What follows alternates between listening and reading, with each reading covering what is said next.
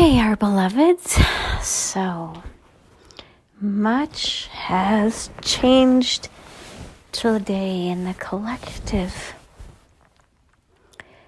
George Floyd's murderers were found guilty. So the warrior energy that has been put on the front burner in full display that many question has prevailed. So now why is this important today for humanity?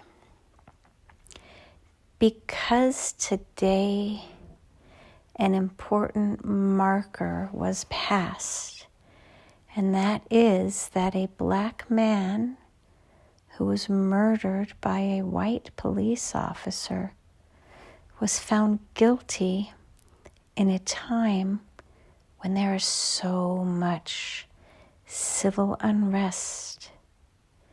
It could have gone either way in theory, but it didn't. It is time that humanity comes together, where the races and the genders and the sexual preferences and identification realize we are all one. What you do to the least of us, you do to each of us. And now you will begin your long journey of integration. Your healing process has begun today because much of the nation and the world feels that justice prevailed today.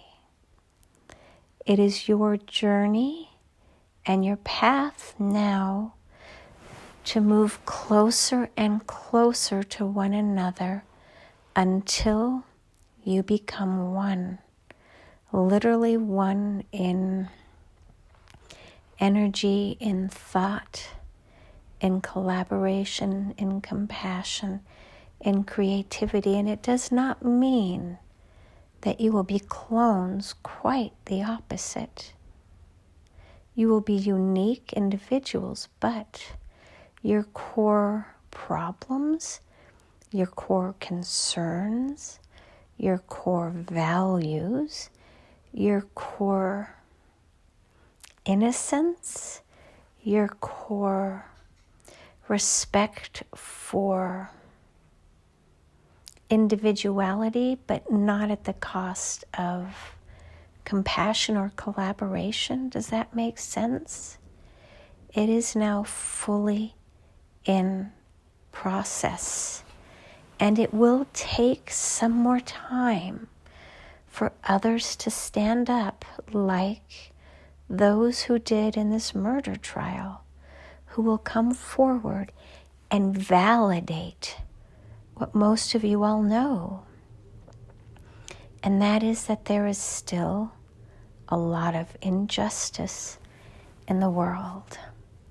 And this is the reality that we have been encouraging one another to understand. If you, the individual, won't stand up for those who have been harmed, then who will? If not you, who then? Look at Sophie Scholl. She said that each of you would be called upon to find something that you are willing to stand up for and that you are willing to die for. And each of you is now beginning to understand a little bit more what this really means, because in your own individual journeys, you are being called upon to be a warrior exactly like Sophie Scholl was. She gave her life so that others would understand the lesson that she came to teach.